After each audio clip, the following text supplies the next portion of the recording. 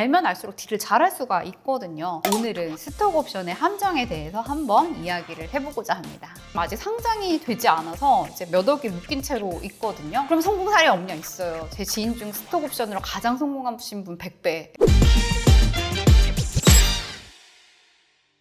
스톡 옵션도 준대. 제가 이직할 때 막 자랑했거든요. 대기업 20년 다니다가 이직하는 저한테는 너무 매력적인 제안이었습니다. 저는 그때까지만 해도 스톡 옵션이 꼴 지분인 줄 알았으니까요. 그 해 겨울에 이제 스타트업을 7년 이상 다녔고 클리프 베스팅 다 끝난 언니가 저를 앉혀놓고 이야기를 하더라고요.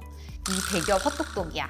그때 이제 저는 알았어요. 스톡 옵션과 지분은 완전히 다른 것이며 스톡 옵션을 행사할 때도 세금이 있다는 것을 알았습니다.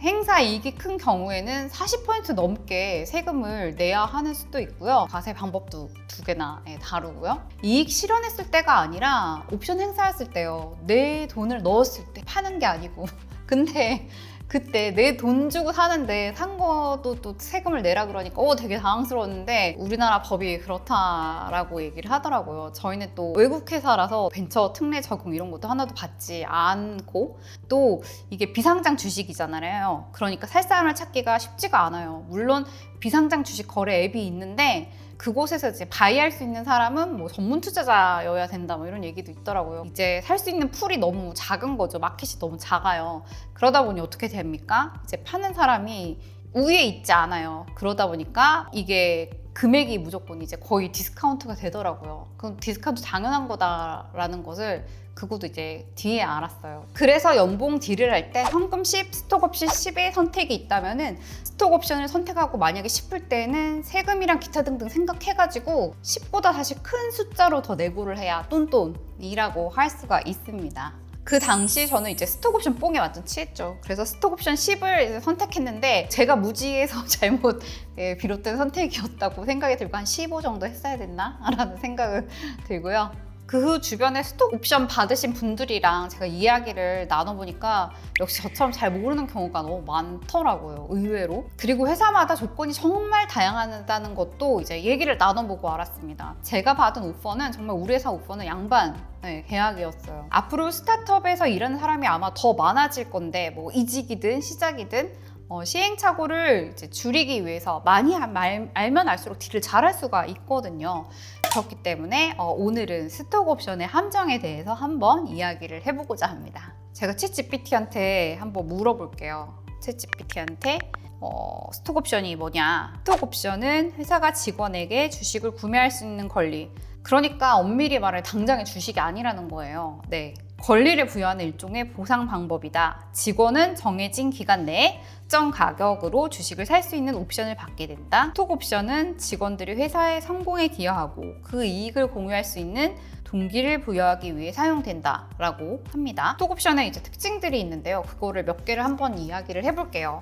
스톡 옵션의 이제 특징 중에 행사 가격이 있습니다. 직원이 주식을 구매할 수 있는 가격을 말하는 건데요. 그게 사전에 정해집니다. 이 가격은 이제 옵션이 부여될 때 주식 가격과 같거나 뭐 더 높을 수도 있고요. 투자 라운드가 얼리일수록 더 낮은 가격의 가능성이 높죠, 당연히. 대신 리스크는 더 커요. 하이 리스크, 하이 리턴 가져간다라고 생각하시면 됩니다. 두 번째는 이제 부여일인데요. 스톡 옵션이 직원에게 공식적으로 부여되는 날짜입니다. 입사 전에 이 날짜에 대한 협의가 명확해야 돼요.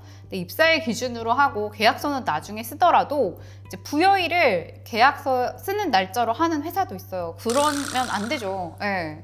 왜냐면 내 부여일과 계약서 날짜는 갭이 날 수 있거든요. 나와 입사일 몇 달 차이 나는데 부여일이 같으면 되게 억울하겠죠. 저의 경우는 이제 입사일 기준으로 작성이 되었어요. 계약은 늦게 했지만. 이직을 고려했던 회사가 있는데 이제 부여일이랑 수량에 대해서 클리어하지 않게 그냥 자기만 믿어달라고 대표님이 계속 얘기를 하시더라고요. 그래서 결국 입사 드롭했고요.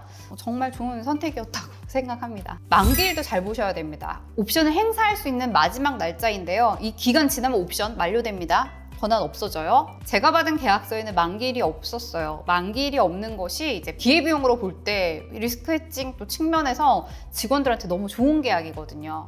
지인네 회사는 만기일이 정해져 있어가지고 기한 내 이제 몇 억을 넣었죠. 세금 포함해가지고 사야 했고 몇 년이 지났지만 아직 상장이 되지 않아서 이제 몇 억이 묶인 채로 있거든요. 그분 항상 하는 말이 내가 그 돈으로 집을 샀어 봐 라고 이제 이야기를 해요. 이제 언제 상장될지 팔 수 있을지 확신이 없어요. 베스팅도 끝났지만. 그래서 저희들은 그거 아틀란티스의 보물인가? 라고 얘기를 하거든요. 네, 저심에 있긴 있어요. 근데 언제 건져 올릴 수 있어? 라고 하거든요. 옵션을 이제 행사할 때는 만기일과 다음 투자 라운드 클로징 시점을 고려하는 게 좋습니다. 만약 시리즈 A와 B 사이에 입사를 했고 시리즈 C가 클로징 되기 전에 이제 만기일이 도래한다면 시리즈 C 직전에 행사하는 게 이제 세금적인 측면에선 유리합니다. 차익에 대한 과세가 있기 때문에 그렇죠. 차익이 적은 구간을 선택하는 겁니다. 그 한참 전에 행사를 하면 돈이 묶이는 기간이 늘어나죠. 예, 기회비용 생각하면은 합리적인 건 아니라고 생각이 들고요. 물론 만기일이 없다면 뭐 시리즈 직전에 C 직전에 이제 행사를 하면 되고 아니면 만기일 없다 상장 때까지 끌고 가는 경우도 있죠. 그러면 내 돈 안 넣었으니까 리스크 해칭, 기회비용 측면에서 되게 좋은데 나중에는 이제 차익 거의 맥스 45%까지 세금을 내야 되는 경우도 있으니까 판단하시기 바랍니다. 그래서 이제 회사의 성장 로드맵, 비전, 나의 주머니 사정, 투자 계획을 고려해서 전략적으로 정해야 됩니다. 조건부 획득이 있는데 많은 경우 스톡 옵션은 이제 조건부로 획득이 됩니다. 이것은 이제 직원이 회사에 일정 기간 동안 근무해야 이제 그 옵션 행사할 수 있다라는 얘기인데 클리프랑 베스팅 기간이라는 게 있어요. 클리프는 스톡 옵션을 행사하기 위해서 최소한으로 근무해야 하는 기간을 말합니다. 클리프는 보통 1년으로 설정된다고 챗GPT는 얘기하는데 저는 한 번도 1년인데 본 적이 없는데 어쨌든 이 기간 동안 직원이 회사를 떠나면 스톡 옵션은 어떤 것도 획득할 수가 없어요. 예를 들어서 뭐 한 직원이 뭐 4년 베스팅 기간에 1년 클리프가 있는 스톡 옵션 받았다. 그럼 이 직원은 최소 1년 동안 회사에 남아 있어야 됩니다. 1년이 지나면 그 직원은 이제 그때까지 부여된 옵션의 일부 또는 전부를 본인이 획득을 할 수가 있고요.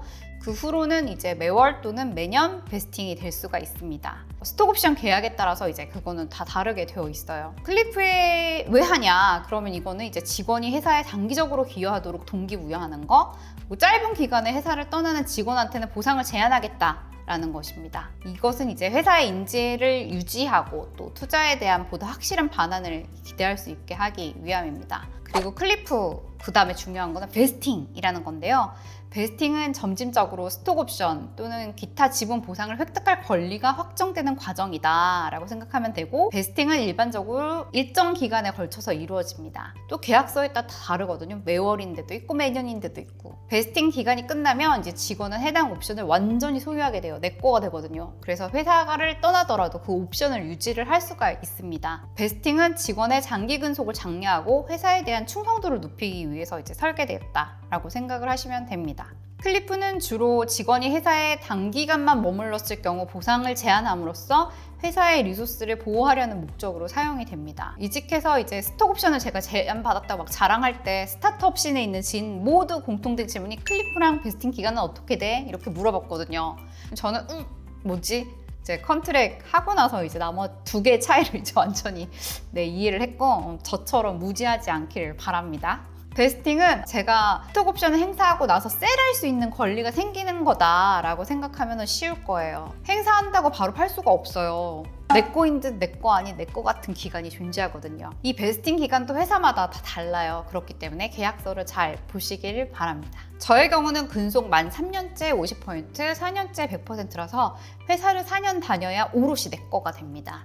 3년에 뭐 100% 주는 회사도 있고 또 그 회사가 어느 시리즈 단계냐에 따라서 이게 다 다르니까 잘 알아보도록 하시길 바랍니다. 스톡 옵션을 행사하면 직원은 주식을 오롯이 소유하게 되죠. 그럼 회사의 주주로서 배당도 받고 주주총회 참석 등의 권리를 가지게 됩니다. 스톡 옵션은 특히 스타트업이나 이제 성장 잠재력이 높은 기업에서 직원들을 유치하고 유지하기 위한 전략으로 널리 사용이 되죠. 베스팅이 된 주식을 가지고 있는 이제 직원이 이런 얘기를 한 적이 있어요. 자기가 이제 주주이다 직원이다 보니까 내적 갈등이 생겨라는 이야기를 하더라고요. 그래서 그 직원한테 제가 당년으로 나한테 한 주만 팔아, 한 주만. 내가 주총에 참석해서 소액주주의 따끔한 맛을 보여주마 뭐 이런 얘기를 한 적이 있는데요. 제가 대기업 다닐 때 우리 사주를 받은 적이 있어서 주주총회 때마다 이제 참석한 적이 있었는데 그때 이제 주총권을 처음 받는데 막 소리를 질러요.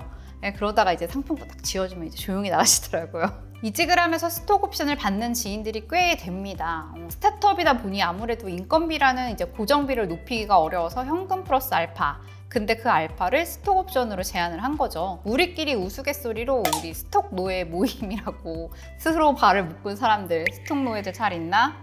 그렇게 이야기를 합니다. 클리프와 베스팅 기간이 이제 걸리다 보니까 본전 생각에 이직 기회가 와도 스테이의 선택이 좀 많아졌어요. 그러다가 몸값이 최고로 높았을 때 이직을 고민하다 결국 못하고 계속 남아서 후회하는 경우들도 저는 좀 봤습니다. 지인 중 한 명은 이제 3개월 남았는데 모든 것을 포기하고 퇴사를 했어요. 진짜 너무 아깝지 않아? 3개월 남았는데? 근데 그 친구가 했던 말이 자기 회사 3개월 후가 이제 장밋빛 아닌 것 같다. 그리고 나는 잡 시큐리티가 보장되는 대기업에서 가고 싶다. 그리고 스타트업에 왔다 갔다 하는 그 경영체의 모습이 너무 질렸다라고 얘기하면서 이직을 했는데 지금 생각해보면 너무 베스트 초이스. 왜냐면 그 회사 지분, 스톡 다 휴지됐거든요. 또 그럼 성공 사례 없냐? 있어요. 제 지인 중 스톡 옵션으로 가장 성공하신 분 100배. 예.